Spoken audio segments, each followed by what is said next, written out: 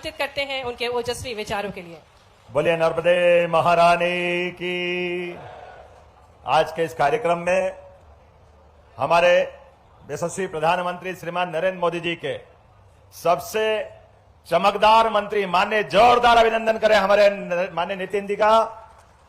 और इस मंच पर माननीय उप मुख्यमंत्री राजेंद्र शुक्ला जी के महापौर, सभापति और आप सब भाग्यशाली।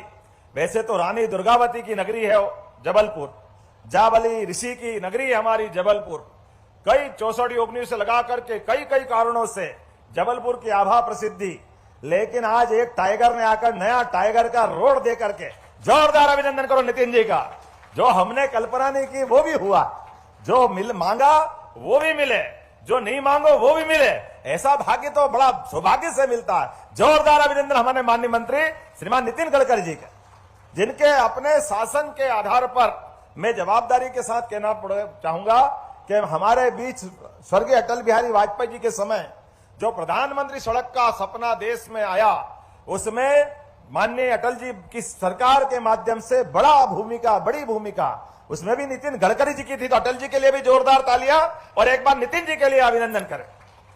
और जो उनका अंदर का प्रेम है, जो वो बात कर रहे हैं, उसको पकड़ने की जरूरत है। सड़कें तो चमचमाती बन जाएगी, सड़कों के आधार पर देश का भाग्य बदलता है। उससे माननीय आपने अमेरिका के उदाहरण के माध्यम से बताने का प्रयास किया, लेकिन साथ ही साथ आपने कहा है कि सड़कों के माध्यम से किसानों की जिंदगी बेहतर होती है। जोरदार अभिनंदन करें इस पवित्र भाव के लिए। हमारा तो कृषि आधारित राज्य है, हमारे किसानों ने सीमा पे जवान और खेत में किसान, दोनों की भूमिका एक जैसी होती है। और दोनों की भूमिका के लिए उनकी किस्मत बदलने के लिए और हमारे किसानों की फसल का ठीक उनका मूल्यांकन कराने के लिए सड़कों के ट्रांसपोर्टेशन की आवश्यकता है। तो आपने पहले प्रधानमंत्री सड़क के माध्यम से गांव-गांव तक सड़कें दी, और अब आज जो सड़कें की हम कल्पना कर रहे हैं, जो आपने वो 4 लेन का भी वीडियो दिखाया है, अभी चलेंगे तो बाद में। सच मानो मैं भी जब आता था मेरे को मालूम नहीं थी पूरी इतनी लंबी चौड़ी सड़क। मैं राकेश जी को सोचता था, राकेश जी ये बीच बीच में खंबे खड़े कर दिए, कब खत्म होगा, कब ये झंझट मिटेगी। जब देखो तब जाम लगता है। सच में जब आधा पकता है खाना तो घर वाले को भी परेशानी होती है और भूखे बच्चों को तो भारी दिक्कत होती। लेकिन जब 56 पकवान थाली में आ जाए और जो आनंद मिलता है, एक बार जोरदार आनंद आज उसी प्रकार का हम सबको मिल रहा है। सच में वो ऐसी गोल घेरी वाली सड़क तो मैं कभी देख और सोच भी नहीं सकता हूं कि ऊपर में हम अपने चौराहे को जिधर ट्रैफिक जाना चाहे वहां पहुंचा सकते हैं। और हमारे लिए आज एक नहीं कई प्रकार के, मैं तो अभी समय कम पड़ जाएगा, आज हमारी अभी कटनी की कॉन्क्लेव भी है, इसलिए माननीय प्रहलाद जी भाई साहब ने घड़ी भी दिखाई थी मुझे पहले भी और मुझे ध्यान में है। लेकिन हमारे साथ विकास के मामले में यशस्वी प्रधानमंत्री के लिए जोरदार अभिनंदन श्रीमान नरेंद्र मोदी जी के माध्यम से। आप सबका भी धन्यवाद देना चाहता हूं।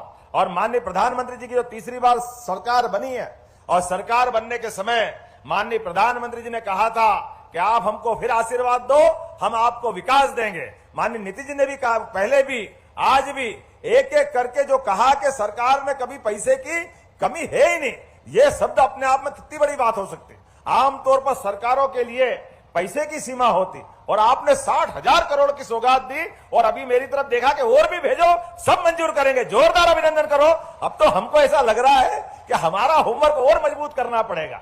लेकिन आज वास्तव में होली, दिवाली, ईद सारे त्योहार हो रहे हैं, और वर्षा भी परमात्मा की दया से आज अपनी परीक्षा लेते लेते आज इंद्र देवता ने भी आशीर्वाद दिया है। तो मेरी अपनी ओर से एक बार बड़ी सौगातों के लिए, लेकिन ग्रीनफील्ड जबलपुर भोपाल आपने जो नया मंजूर किया है टाइगर रिजर्व के माध्यम से 8,000 करोड़ का, रीवा, उज्जैन, मुरैना, लंबी लिस्ट है, कई प्रकार के कामों की आपने सौगातें दी है। और Ujjain, Jhalawar, Indore, Dhule, Pune, Prayagraj, Jabalpur, Nagpur high speed corridor, Gwalior, Bina, Bhopal, Nagpur high speed corridor, ये लंबी लिस्ट पढ़ते पढ़ते ऐसा लगेगा दोबारा समय बढ़ जाएगा। तो मैं एक बार पूरे प्रदेशवासियों की ओर से रीवा सहित जोरदार अभिनंदन करें माननीय मंत्री जी का, जिनके माध्यम से ये सौगात मिली है। और अब हम और आप देर न करते हुए दोनों हाथ की मुट्ठी बांध के ऊपर विकास के मामले में महाकौशल, जो वैसे परमात्मा की दया से भगवान का विशेष आशीर्वाद लिया है,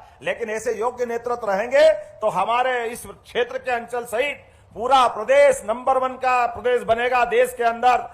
तो जैसा कि किसान भाइयों अभी आप लोगों ने सुना है मुख्यमंत्री डॉक्टर मोहन यादव जी को आज जबलपुर से मुख्यमंत्री डॉक्टर मोहन यादव जी ने बड़ी सौगात दी है।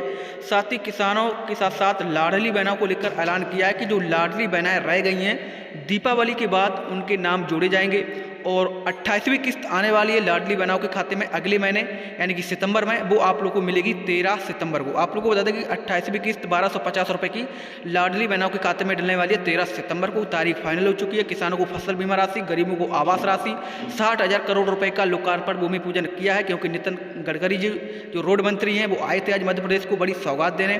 तो किसानों के लिए खुशखबरी है। आप लोग जब वीडियो को पूरा देखेंगे तो आप लोग को समझ में आएगा। आप लोग कृपया करके वीडियो को शेयर कर दीजिए और चैनल पर पहली बार है तो लाल वाले बटन को दबाकर चैनल को सब्सक्राइब कर दीजिए। लाडली बहनों को लेकर खासकर खुशखबरी ये है कि नए नाम जो है दीपावली से जोड़े जाएंगे। फिर बहनों को राशि 1500 रुपये हर महीने मिलेगी।